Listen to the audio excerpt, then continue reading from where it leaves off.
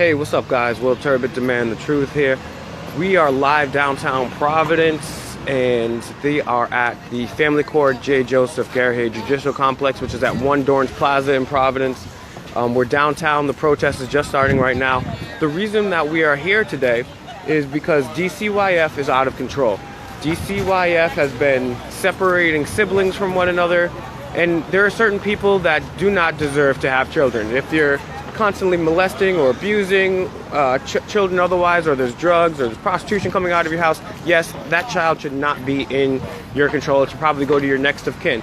But what it definitely shouldn't be is the state taking away your kids for absolutely arbitrary reasons. So if you come to school, if you go to school and your hair is not combed properly, DCYF can go to your house without a warrant and come and try to take your kids from you. So if your kid's hair, or if the kid goes to the nurse and says, and the nurse says, hey Timmy, did you eat breakfast today? And let's say Timmy is feeling silly and he says, no, I didn't eat breakfast today, but he really did. Or even if he didn't, if just that alone will make it so that these kids will be taken away from them. So we have some people here. We're outside of the complex of the court. I'm going to interview a few people, let other people know what's going on, and we're going to talk to a few of the people. Good, how you doing? Oh, no, don't be sorry, it's all good. So I'm gonna take you around, show you what's going on. We're gonna talk to a few people that are here. Like I said, we're downtown Providence. This is 1 Dorrance Plaza, and we have a lot of people that have been coming out meeting every Tuesday, 6 p.m. We get together and we meet, we organize this. We've been trying to reunite people with their children. And this is Amy Santos from DCYF Reform. Amy has been doing this for quite a long time. I met Amy quite a few years ago doing this. She is probably one of the biggest activists, if not, she's definitely the biggest activist that I know when it comes to DCYF and DCYF Reform. Tell us a little bit about your story and what we're doing here today. The reason we're here today is because mainly DCYF is aiming at poverty, unemployment, anybody that's on government assistance. Those are easy targets for DCYF, and they'll take your child into care and they're going to railroad you through the system. And that's happened to me. I was a 4-year case, and it's happened to others. So this is definitely something big and that needs to be addressed. There is the closed courtrooms definitely need to be opened up. No more confidentiality. Let's open up the courtrooms and let the public see what's really going on behind these closed doors. And they don't even have jury trials. It's not a jury of your peers. It's a judge that picks and chooses. He picks and chooses. So this is very un-American. These family courts aren't technically even courts. There's no constitutional rights followed in them. So in the United States, on the land that we're standing on right here, the ones that our forefathers died for us to keep these rights, we don't have rights when it comes to your family. No. Okay, that's a very, very sad situation. Yes. There is no parental rights in Rhode Island. That's a big issue. Raimondo just vetoed grandparents' rights. So that what are grandparents' rights for people that don't know? That was, if your child goes into care, that maybe a grandparent or an uncle, somebody could take the child in. And Governor Raimondo actually vetoed the grandparents' rights, so that leaves your child more into going into care. Oh man, I really don't like this woman at all whatsoever. It's it's crazy, and it's a sad system. It really is. They throw you through programs and they're making you admit of things that you're not. Mental health. You get traumatized in many ways, mentally, physically. Right. Welcome to the lion's den. Yep. Basically what it comes If down to. you don't have a mental health problem, they're going to make one up. So tell me, you're saying earlier about how the kids get taken away and then they try to put them on these psychological meds. The kid may be just feeling bad because mommy or daddy's gone, and then they try to push the pills on them. Tell them about that. Right. There was just the Compass Clinic, which Reed just approved, is actually a pilot program that is putting children on antipsychotic meds. I think it was 164 million he was approved. These kids are already traumatized leaving their home. And let's not forget, too, that whenever you prescribe a kid a medication, you're not really helping the problem. Medication just masks the problem. It doesn't get to it. It just solves the symptoms, and it doesn't really help anything. It tranquilizes the child's psychology. That's exactly. That's basically what it's doing. They're already traumatized from leaving their home. Putting them on an antipsychotic is not helping. That's horrible. And what's the best ways to reach you guys? What's the best ways to get in touch with you? This is Amy Santos here, and I'm gonna get your name in 1 second. What's the best way to reach you? The best websites and links? I'm definitely on Facebook, DCYF Reform. DCYF Reform. That would be the easiest. I'm on Twitter, also DCYF Reform. Cool. So make sure you guys check out Amy Santos. And your name? My name is Richard Fana. You can contact me through the George Wiley Center. George Wiley Center. That's where we are every Tuesday at 6 p.m. We're not giving up after day. We're not just gonna sit here and yell and scream. We're gonna keep it up after this, and we're gonna get into some legislative process as well too. Thank you. That needs to be done. That's for sure.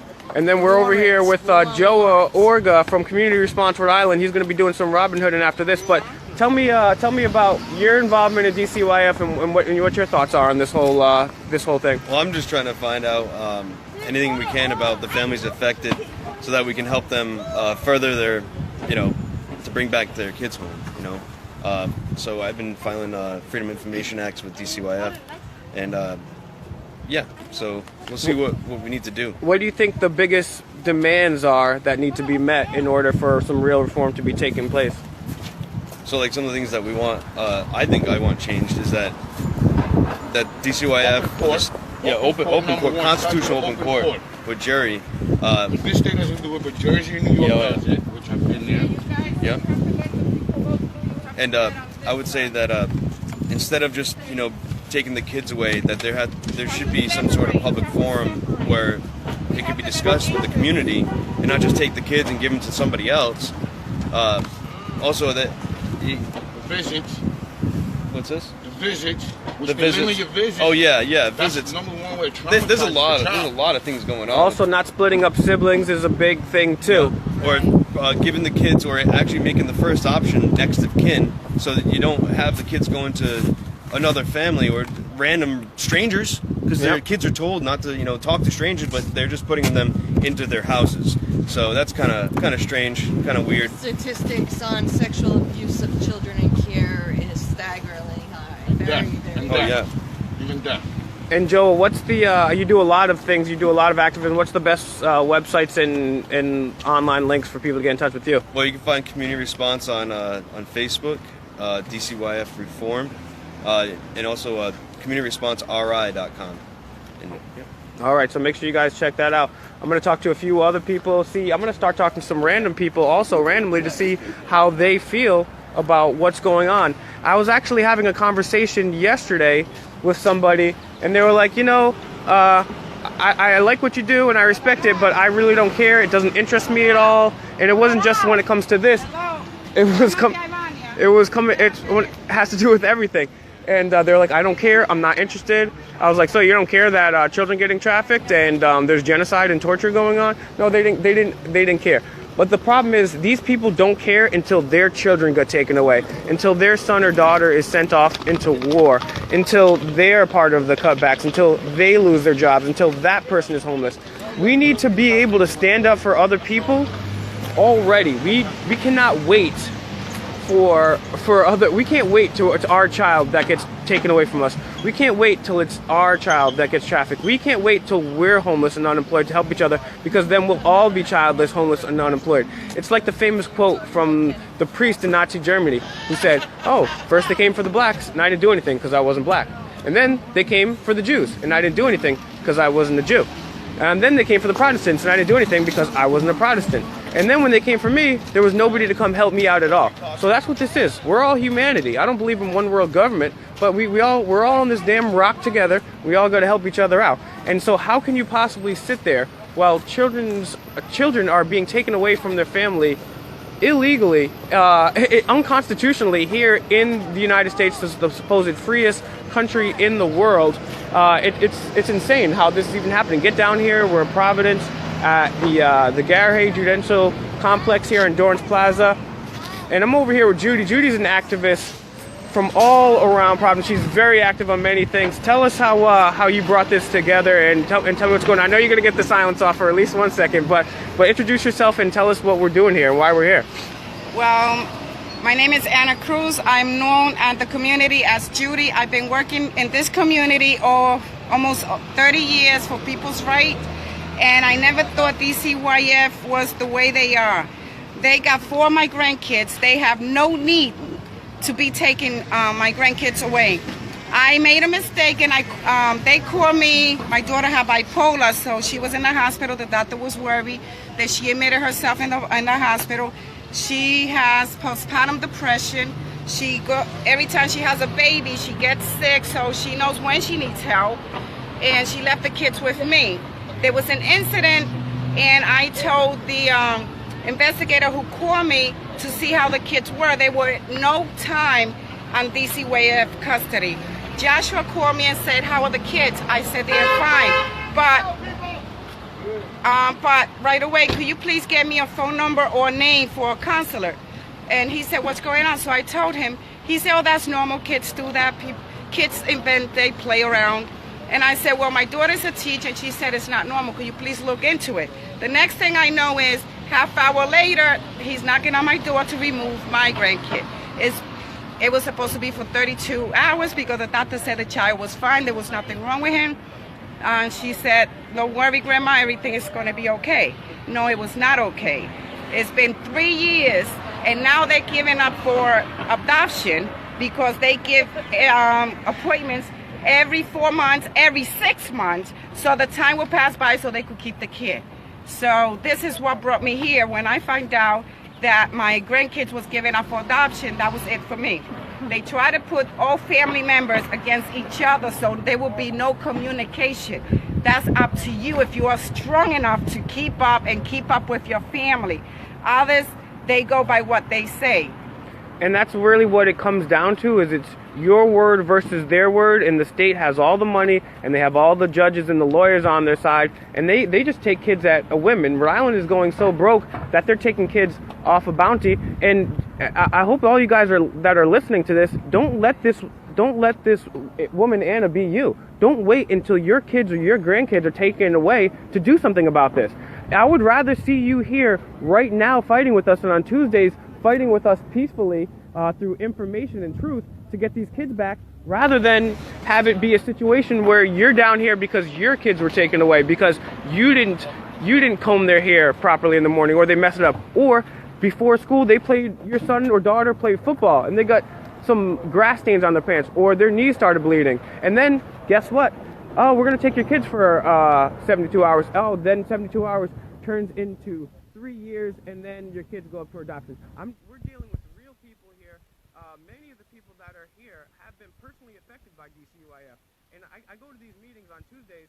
I don't have any children, and it just breaks my heart every Tuesday to hear these stories and what these people are going through. And these people aren't Rockefeller. These people aren't J.P. Morgan, where they have all this money and all these rich Wall Street lawyers at their disposal. These people need our freaking help. We need to do something about this. Share the Facebook page. Come Tuesdays. Like I said, there's free food and pastelitos most times, okay? Come down there, help us out. Like, these are people's children. If you guys can't get off your butt and help out people... Here at 9 years old. Why don't you tell your story about what your trials and tribulations with DCYF, or would you rather not?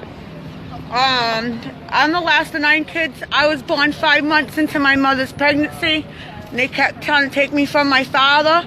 I ended up becoming raped at 9 years old in DCF care before he even got me out of there. And that's what you find. There's also 45 missing kids in 2015 that went without being found, and that was in DCYF custody. So they're not in necessarily any better custody. We need to give them to the grandma, the grandpa, the uncle, the aunt, the cousin. What do you have to say about that? Well, that's not true. It's supposed to be passing out to one of the family members. Guess what? I got 2 teachers, 2 daughters who are teachers. I got one who's in college. She works at Rhode Island Hospital. She's a social worker. The other grandmother has been working for the state for 20 years. So how come they don't have the kids? They don't qualify. Why? Because the 7-year-old got couple of times he got abused where they put him in, and I made a big mistake to say that I was going to sue them. So that's why these kids, they're backing up. They don't give it up to no friends, no family member. They say they don't qualify. Hello, my daughter has a doctor's degree. What does it take? So basically, because your grandchildren were taken away illegally, unconstitutionally in the land of the free, home of the brave, and then when you try to do something about it, then they can't even go to their own family, and they're taken away by the state. And then when they're taken away by the state, it's in a courtroom with no jury. There's no constitution there. This is incredible that we're having to do this here in the United States. This is one of the issues that I went into the courtroom, which I was not supposed to. They took me out. I yelled out to the judge. My grandson was abused in their custody. The judge said, wait a minute. They asked me what. I said, yes. The judge said, why isn't this in my file? They was trying to hide it. They didn't want me to dispose them. So the child, after 4 times, he got removed from that home. So this is like, who do you call when DCYF is abusing your kids? No one. Yep. Guess what? Exactly. Who polices the police? I'm talking now to the governor. She is doing something about it. As soon as she is keeping her promise, she did say that she was going to go on top of DCYF. She did put someone to straighten up DCYF. She's doing a wonderful job. So I give her credit on that. Well, we'll see. I'm still skeptical. I'm not as optimistic. I am optimistic, but not when it comes to Gina Raimondo as you are. But we'll see. I mean, Gina has changed her mind when the pressure's been put on. Me and you were a couple of weeks ago downtown rallying to make sure that the disabled, the elderly, and the impoverished members of our society can ride RIPTA for free like they had been. And Gina looked like she's walking that back. So I'll give her the open mind and the benefit of the doubt, and hope that something does truly happen today or in the next couple weeks when Gina hopefully gets a hold of this. And it really goes back to you people, because we can sit here and rally and protest and spread the word all day, but until you guys spread it, you guys just go to WPRO, go to the website, go to PRI, the website, Turn to 10, the website, all the local news stations, Providence Journal. You go right down there at the bottom, it says contact us. You contact their email, you contact their Twitter, their phone number. Then it's a simple Google search. You just type up Google Gina Raimondo and the state senators and the state congressmen and contact them. Take 2 minutes, call them. That's what we do here. And one phone call multiplied by 5, 10, 20, 15, 35, 100 of you guys, that goes a long way. These people want to be reelected. They want to stay in there. They want the cushy benefits. And if we contact our so-called representatives, our so-called public servants, and let them know that we're upset about this, some of them are going to take action. And that's what we need to do. We need to share the Facebook pages, share the websites, the live videos, get in contact with Amy, get in contact with Anna and all these other people, because really we need to understand that there's a problem before we can act. Most people don't even know there's a problem or let alone care. It's like your house is on fire. We got to start letting people know that, hey, your house is on fire, your house is burning down while they're sleeping, so they can wake up and take some action. Like I said, there's several people here. Many of these people that are here right now are personally affected by DCYF, and because of that, don't let it be you. Don't wait until you're affected by DCYF until something happens, until you take action on that. So we're going to talk to a few other people. We're also going to do a little bit of marching and try to raise some awareness downtown. It's actually starting to get really nice out. So join us. We're going to be down here for a while. We need our voice heard. There's a lot of people coming in and out of here. There's a lot of lawyers. There's a lot of police officers. There's a lot of ordinary citizens. And it's our job to raise awareness so that people will take action. We can't wait around forever. This is our world, our earth, and we have to do things in order to make it a better place. We can't simply just wait around anymore. That time has happened. When you wait around for things to happen and for people to do things, the people that end up doing them don't have your best interests in mind. So we got to make sure that we're actually doing something about this. And I mean, there's people right now that are even dealing with cases and stuff right here. We even have a woman from Harvard over here with the black and white and the red. So we have a large diversity of people here, from people that are affected, people that are working with kids. Harvard, let me see if You guys might say anything. How's it going, man? This guy here. He's also one of the reasons that we're down here. Tell us why we're down here and what we're doing if you care to. You're looking very dapper, by the way, today. Thank you. Basically just an organization on DCWF. We're pretty much tired of them pretty much saying that we can't do things or that we could do things, but in reality it's really the opposite. Basically just abusing their power and taking, families for granted, as we say. I mean, their policy is to reunite families, but instead they're doing the opposite and not reuniting families. Finding any lame excuse to sit there and tell us that, you're with this person, you can't have your kids, or this is going on, you can't have your kids, when in reality it's like, that doesn't make no sense. Oh, she has a disability. Okay, what does that have to do? As long as she gets to her appointments, everything is all right. So we're basically trying to bring knowledge to people, and so they can understand that you can stand up against these people. You can talk back in a nice manner. Tell them about what you've done calling people. I was just talking about that, the effect that you have and how people can help you have an effect. What do you mean? As far as calling the reps, the numbers that you have too. We're going to put those all online today after the protest. They only get you so far because they also know the process of the DCWF situation, but as long as your name is out there and your voice is being heard, they do make the contacts at DCWF, and DCWF, like everybody else, gets side of it and obviously wants it to stop. So these numbers are very important that we call, because once they start noticing, hey, look, we have more than one person complaining about the same thing. Now, I know you don't know the numbers off your head, but who are some of the people that you called, and who are some of the people that these people can Google the numbers themselves? They're right out there on the internet. Who are some people that they should call? Principally the State House. The State House is the biggest thing because it is a state, ran facility. Child advocate is a big thing. Another thing that people are not knowing about is they have parent advocates.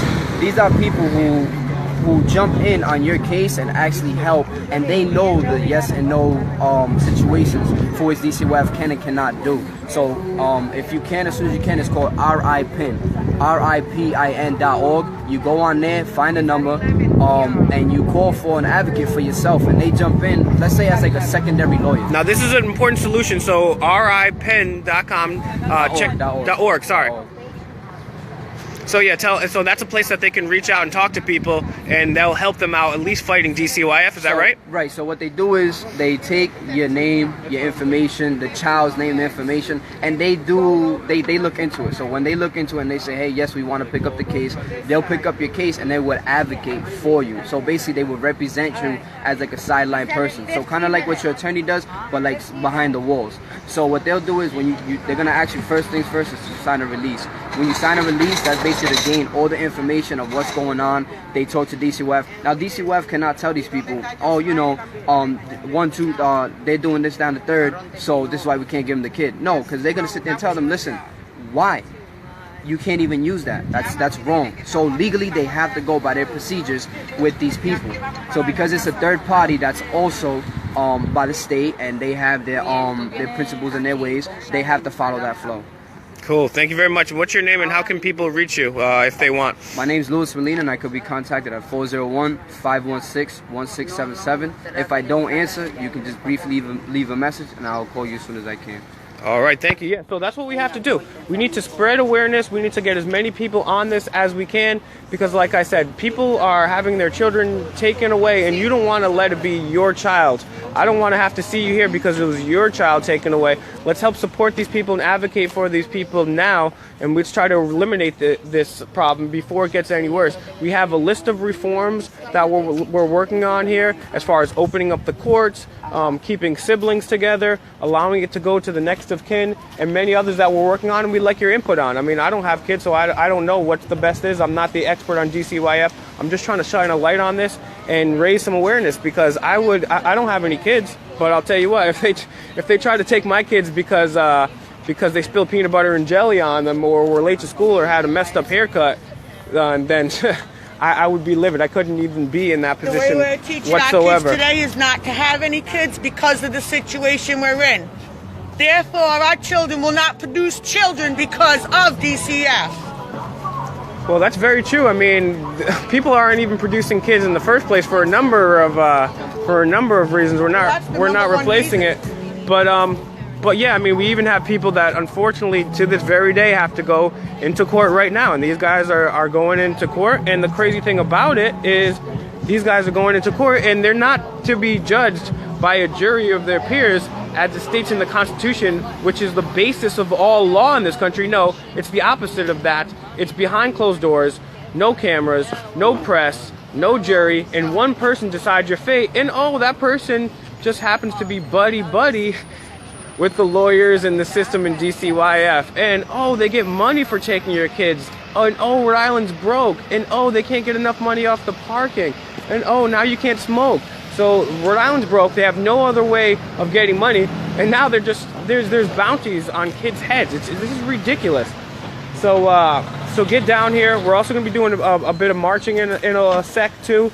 Stay tuned for that. But if you're watching the video, if you see the Facebook page is right on my wall below this. It's bring our kids back. Share and like that page, and then later on today, I'm going to put all the numbers. So you guys you guys should just Google it your damn self, because it's just Google. It takes 2 seconds. But I will, regardless, tonight put that information up of all the people that you should contact and let them know. Because don't just spread the word to your family and friends, but also spread the word to the local media and as well, so they can shine a light on this too, because this is a travesty. It's a beautiful day outside, and like I said, Tuesdays, every Tuesday, it's the George Wiley Center in downtown Pawtucket at 6 p.m.